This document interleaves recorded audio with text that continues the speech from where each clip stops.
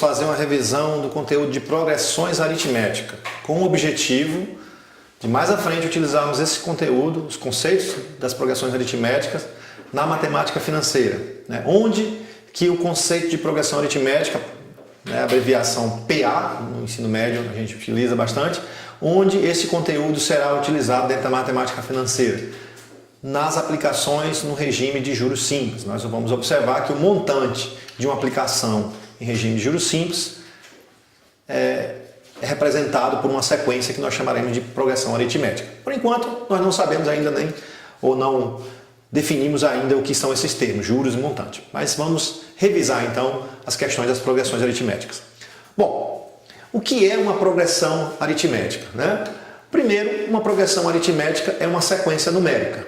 Uma sequência numérica que obedece determinado padrão. Então, digamos, um exemplo bem simples, que uma pessoa coloque R$100 numa caderneta de poupança e resolva todo mês colocar a quantia de R$10 nessa caderneta de poupança. Então significa que no primeiro mês, no dia 0, ela colocou R$100 na caderneta de poupança. Ao final do primeiro mês, ela obteve 110, porque ela colocou aqui R$10, e depois ela foi depositando mais R$10 e obteve a quantia de 120 e colocou mais R$10, obtendo a quantia de 130 e assim sucessivamente. E esse procedimento é realizado, obviamente não até o infinito, mas por um bom período de tempo.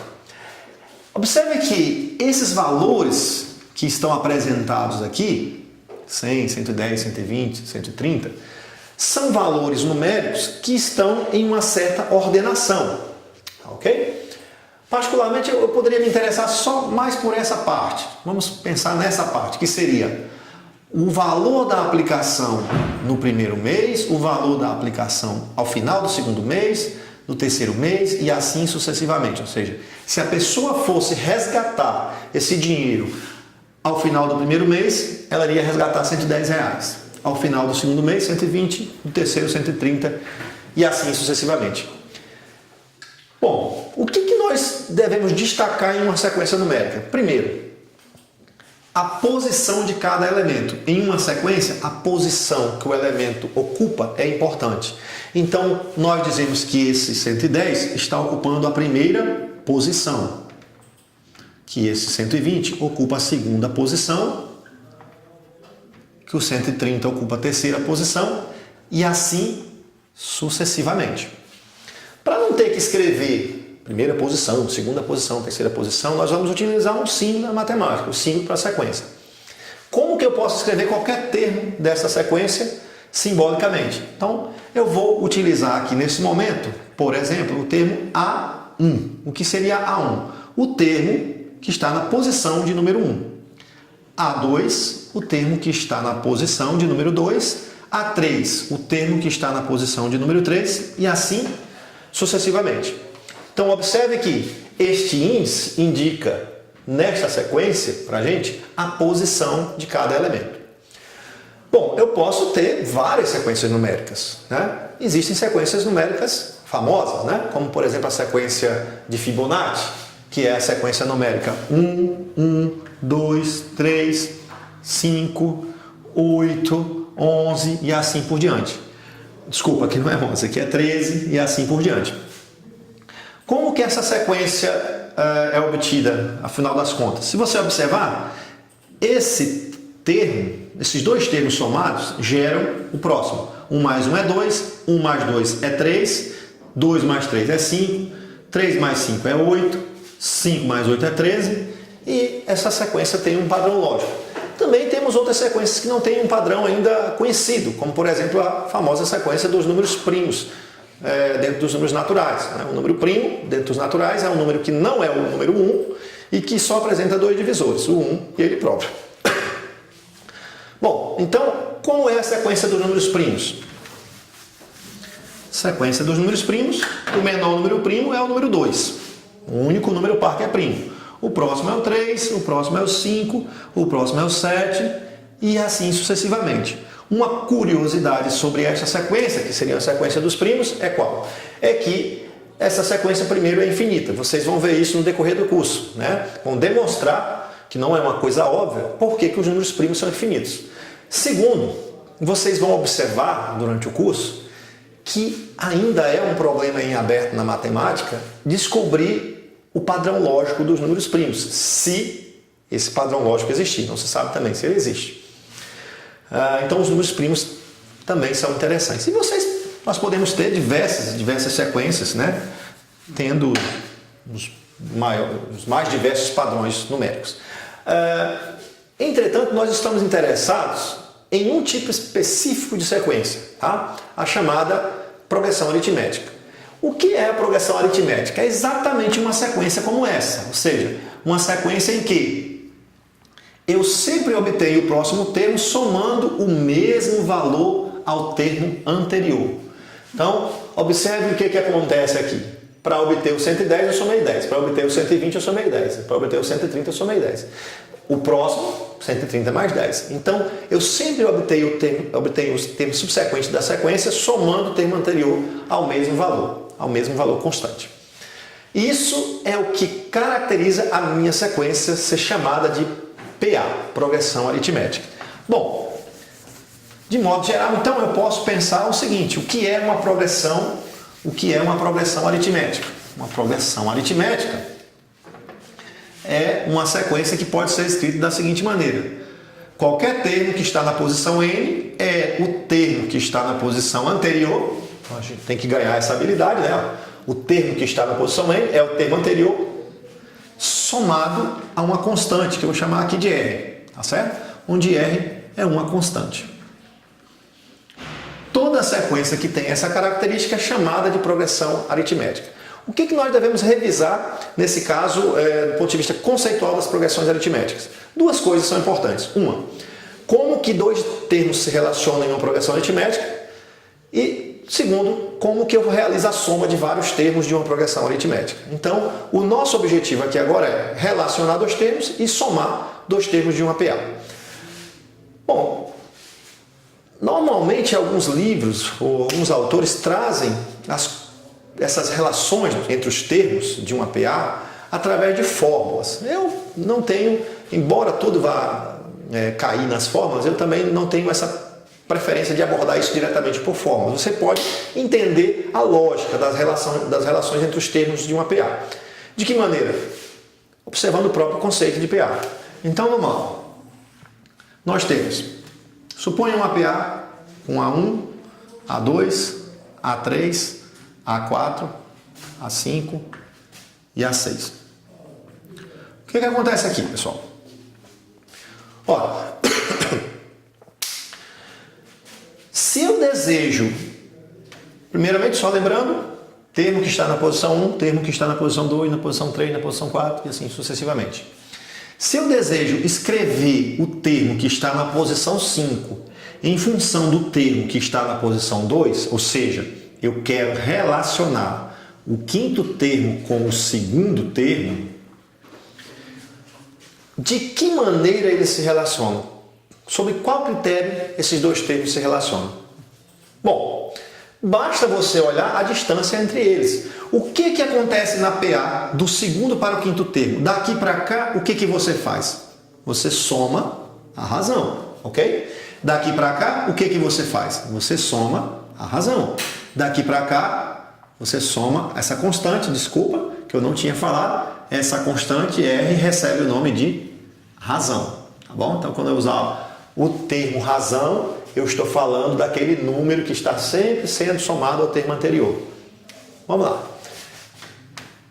Na minha sequência dos valores obtidos, o valor depositado ao final do primeiro mês era 110. No segundo mês, 120. No outro mês, 130. No outro mês, 140. E assim sucessivamente. O que nós estávamos fazendo daqui para cá? Nós estávamos somando sempre o mesmo valor, que era 10. Então, esse 10 recebe o nome de razão da PA, da progressão aritmética. Ok? Bom, voltando para cá então. Como que o segundo termo se relaciona com o quinto? Você vai observar o seguinte: do segundo para o quinto termo, você somou a razão quantas vezes? 3 vezes. Então, na verdade, o que é o quinto termo? O quinto termo é o segundo mais R mais R mais R, ou seja, o R somado 3 vezes. Então, o A5 é o A2 mais 3R. Observe que esse 3, ele é na verdade quem? Ele é na verdade 5 menos 2. Ele é a diferença do 5 pelo 2, que é a distância entre esses dois termos. Então, com essa ideia simples, você pode relacionar com quaisquer dois termos. Não precisa ficar decorando outra forma. Por exemplo, você pode dizer o termo que está na posição 80 em função do termo que está na posição 20. Como é que ele se relaciona em um APA? Ora, do termo que está na posição 20 para o 80, quanto que andou do 20º até o que está na posição 80? Andou 60 casas. Mas você andou fazendo o que da vida? Você andou somando a razão. Então você foi somando R mais R mais R mais R. Quantas vezes? 60 vezes. Então, o termo que está na posição 80 com o termo que está na 20ª, acrescido de 60R. O que seria esse 60R? Seria a razão, mais a razão, mais a razão, mais a razão, 60 vezes. Então, veja, você não precisa decorar uma fórmula. Basta que você compreenda como é que os termos se relacionam. No ensino médio, comumente, existe uma cobrança por memorização. Alguns alunos estudam memorizando as formas. E isso não é importante. Isso não é interessante, na verdade. Qual é a forma? As formas que os alunos memorizam. O AN igual ao A1 mais N menos 1 vezes a razão. Essa forma é verdadeira na PA? É. Porque do primeiro termo para o enésimo, quantas vezes você andou? N menos 1. Ok? Bom, mas eu poderia também relacionar um termo que está na posição P com um termo que está na posição Q, e da posição Q para a posição P, se obviamente P é maior que Q, então daqui para cá andou quantas vezes? Andou P menos Q vezes. P menos Q vezes fazendo o quê? Somando R mais R mais R mais R. Então é só multiplicar isso mais a razão. Ok? Então, olhar para essas fórmulas, desejando decorá-las, não é interessante. É mais interessante você observar, primeiro que essa fórmula é um caso particular dessa, mas é mais interessante você observar o quê? Eu estou na posição 100, mas eu quero relacionar com o termo que está na posição 30. Quanto que eu andei do 30 para o 100? Eu andei 70. Fazendo o que da vida? Multiplicando a razão, somando a razão. Somando R mais R, 70 vezes. Então eu multiplico 70 pela razão. Ok? Ok, então vamos agora observar como utilizar esses conceitos que nós acabamos de definir naquele primeiro exemplo que nós colocamos. Então, vamos pensar apenas nos valores obtidos ao final de cada mês. Então, ao final do primeiro mês, a pessoa iria obter R$110, 120, 130, 140 e assim sucessivamente. Suponha que esta pessoa deseje fazer depósitos até o final do mês 100, ou seja, aqui é o final do mês 1, do mês 2, do mês 3, do mês 4, e ela deseja ir até o final do mês 100. Então ela deseja saber quanto que ela irá sacar ao final de 100 meses. Bom, então ela está desejando, nesse caso, encontrar o termo que está na posição 100. Observe que a razão dessa APA é o número 10, ok? Você está somando de 10 em 10. De 10 em 10. Como eu quero encontrar o termo que está na posição 100, basta que eu tenha qualquer outro termo. Eu posso pensar assim, vou usar o primeiro, ok? Então, o A100 em função do A1. Do primeiro para o centésimo, quantas vezes eu andei? 99 vezes. 99 vezes somando R, somando a razão. Bom, substitui o primeiro termo, 110. Mais 99 vezes a razão, que é 10. Então, isso vai dar quanto? 110 mais 990, 110 mais 990, 1.100. Então, a pessoa irá sacar, ao final dos 100 meses, 1.100. Mas observe que eu não necessariamente preciso relacionar o centésimo com o primeiro, ok? Eu poderia, por exemplo, ter relacionado o centésimo com o terceiro, porque eu também conheço o terceiro. Se eu relaciono o centésimo termo com o terceiro, o que eu tenho que perguntar? Eu tenho que perguntar o seguinte, olha, do terceiro para o centésimo, quantas vezes eu andei? De 3 para 100, eu andei 97 vezes. E eu andei 97 vezes fazendo o quê? Somando a razão. R mais R mais R. Então, eu multiplico isso por R. Em suma, A3, termo que está na terceira posição, 130. Mais 97 vezes a razão da minha PA, o número 10. Então, resultado, 130 mais 970. 130 mais 970, 30 com 970 dá 1.000, começa em 1.100, o mesmo valor. Então, não é obrigatório que você relacione sempre com o primeiro. O que você tem que fazer é sempre relacionar com um termo que você conhece. Eu conheci o primeiro, deu certo. Conheci o terceiro, deu certo. Em resumo, pessoal, em uma PA, se você conhece a razão e conhece qualquer termo, um termo que seja, você conhece qualquer outro termo. Veja bem, suponha que eu te dou uma PA. Suponha que eu te dou uma PA que tem a seguinte característica agora. Uma PA cuja razão é 4 e cujo quinto termo é 10. Descreva essa PA. É isso que eu estou querendo dizer para vocês. Se eu conheço um termo e conheço a razão, eu encontro qualquer outro termo. Encontre, por exemplo, o centésimo termo. O centésimo termo dessa PA é o A5, porque é ele que eu tenho. Do quinto para o centésimo, eu andei quantas vezes? De 5 para 100, eu andei 95 vezes. Então, 95 vezes a razão. Porque o que eu andei fazendo? Somando R mais R mais R, 95 vezes. O A5 é 10. A razão, neste caso, é 4. Bom, 95 vezes 4 dá 380, mais 10, 390. Ok? Bom, aqui eu encontrei qualquer termo, mas eu posso descrever a PA tranquilamente, os primeiros termos. O A5 é 10, então aqui tem o A1, o A2, o A3, o A4, o A5. Primeiro, segundo, terceiro, quarto, quinto. O A5 é 10. Quem vem para frente? Ora, a razão é 4. Então quem vem depois do 10? 10 mais 4, 14. Quem vem depois de 14? 14 mais 4, 18. E assim sucessivamente. Quem vem antes do 10? Olha, como eu estou voltando agora, eu subtraio, né? Então 10 menos 4, 6. 6 menos 4, 2. 2 menos 4, menos 2. Menos 2 menos 4, menos 6. E a cara da nossa PA inicialmente é essa. Bom, o que nós vimos anteriormente foi a primeira parte do problema que nós apresentamos no início dessa aula, que era como relacionar dois termos de uma PA. A segunda parte, que é muito importante também para esse conteúdo de matemática financeira, é a parte das somas, ou seja, como que eu realizo soma de termos de uma PA. Será que tem um padrão lógico? Será que tem alguma fórmula, algum método que forneça, que me propicie, né, somar os termos de uma PA? É isso que nós vamos destacar aqui agora. Mas antes de começar propriamente falando em termos genéricos, vou colocar para vocês aqui um probleminha que foi resolvido pelo matemático Gauss. Qual era o problema que foi proposto ao matemático Gauss quando ele tinha 8 anos de idade, salvo engano? Somar os números de 1 até 100. Então, conta a história, ou até mesmo uma lenda, né, que quando Gauss era criança, um professor de matemática pediu para que todos os alunos da sua turma somassem os números de 1 até 100. Percebe que essa tarefa, para quem sabe somar, ela é muito fácil. Porque eu vou somar 1 mais 2, dá 3, mais 3 dá 6, mais 4 dá 10.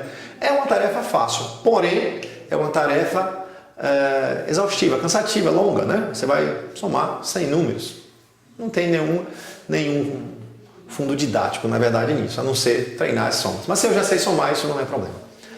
Bom, acontece que o Gauss respondeu esse problema muito rápido. Ele mostrou para a professora que o resultado dessa soma era 5.050. E a pergunta que se faz, que deixou o professor abismado, é como é que aquele garoto fez essa soma tão rápido, se a maioria dos alunos não estava, né, nem na metade do problema ainda. E mais espantoso ainda foi a apresentação lógica, né, de como que ele desenvolveu esse raciocínio. Olha, ele observou o seguinte: quando ele pegava o número 1 e somava com o número 100, o resultado desta soma dava 101. Quando ele pegou o número 2 e somou com o número 99, ele observou que o resultado dessa soma também dava 101. Quando ele pegou o número 3 e somou com o número 98, ele observa que o resultado dessa soma também dá 101. Então, o que o Gauss observa? Ele observa que toda vez que ele pega dois termos que estão à mesma distância dos extremos, o resultado da soma entre eles é a mesma soma dos extremos. É a mesma soma dos extremos. Então, no lugar de somar todo mundo, o que ele pensou? Ora, é 101, só que cada 101 desse usou dois números. Esse 101 usou dois números, esse também. Então, no lugar de multiplicar por 100, porque são 100 números, eu vou multiplicar pela metade. Porque cada 101 utilizou dois números. Então, eu multiplico 101 por 50, que dá um resultado de 5.050. Então, esse é um belo raciocínio, né? E, de fato, essa propriedade, ela vai valer para toda a progressão aritmética. Ela não é um caso específico desse problema resolvido pelo Gauss quando era criança, né? Mas ele vai valer para toda a sequência que tem a característica de ser uma PA. Ok, então vamos agora tentar generalizar esse raciocínio do Gauss para qualquer progressão aritmética. Então suponha a seguinte progressão aritmética. Termos genéricos seria A1, A2, A3, AN. Vamos pensar até o enésimo termo. E suponha que eu desejo somar os n primeiros termos dessa sequência. Ou seja, eu desejo encontrar essa soma, vou chamar de Sn, a soma dos n primeiros termos. Encontrar quanto vale A1 mais A2 mais A3 até chegar no enésimo termo dessa PA. Ok? Claro que o meu desejo é saber o seguinte: será que tem alguma maneira lógica, algum padrão lógico que eu possa encontrar a soma dos termos dessa progressão sem ter que fazer recursivamente, somando todos? É isso que nós vamos ver aqui agora. Bom, observe o seguinte. Essa soma A1 mais A2 mais A3, posso escrever ainda antes, o termo que vem antes do N, né? O AN menos 2, o AN menos 1, até chegar no AN. Essa é a soma que eu estou atrás. Ok? A soma dos N primeiros termos. Observe que eu posso olhar daqui para lá ou de lá para cá, que é a mesma coisa. Então, se eu também escrevesse assim, AN mais AN menos 1, mais AN menos 2, até chegar no terceiro, no segundo, desculpa, 2, 3, 2, 1, mas no segundo, no terceiro, no segundo e no primeiro, isso também daria Sn, ou seja, é a mesma coisa. Eu estou somando do A1 para o AN, ou do AN para o A1, eu estou somando os mesmos números. Então eu tenho duas igualdades aqui postas. Percebe que, como são duas igualdades, eu posso usar aquela propriedade das desigualdades. Se eu somar duas igualdades, eu obtenho uma nova igualdade. Então, ao somar essas duas igualdades, eu obtenho o resultado. A1 mais AN, tudo bem? Mais A2 mais AN menos 1, mais A3 mais AN menos 2, devagarzinho aqui, né, para ter a compreensão direitinho, mais pontinho, pontinho, pontinho, o AN menos 2 mais o A3, mais... Bom, como aqui vai acabar o meu quadro, eu vou somar deixa esse daqui no escuro e vou somar esses dois, tá? O AN menos 1 mais o A2, não tem problema. E aqui, o AN mais o A1. Observa, obviamente, como eu somei esses dois membros dessa igualdade, eu vou somar os outros dois. Que no caso é o Sn mais o Sn, ou seja, isso dá o dobro da soma. 2 vezes Sn. Bom, tudo bem, mas até aí aparentemente não tem nenhuma lógica, né? Agora observe o seguinte, vou repetir esse primeiro, A1 mais AN.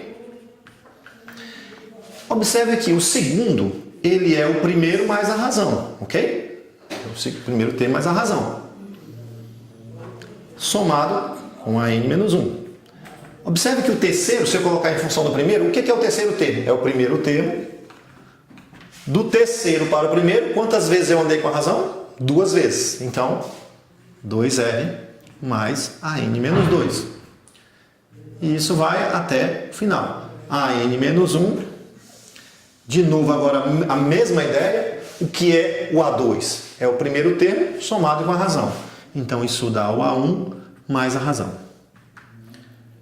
E AN mais A1. Isso tudo é 2 vezes SN. Bom, agora observe o seguinte. O que é o penúltimo termo somado com a razão? É o AN. O que é o antepenúltimo somado com 2 vezes a razão? Também é o AN. O penúltimo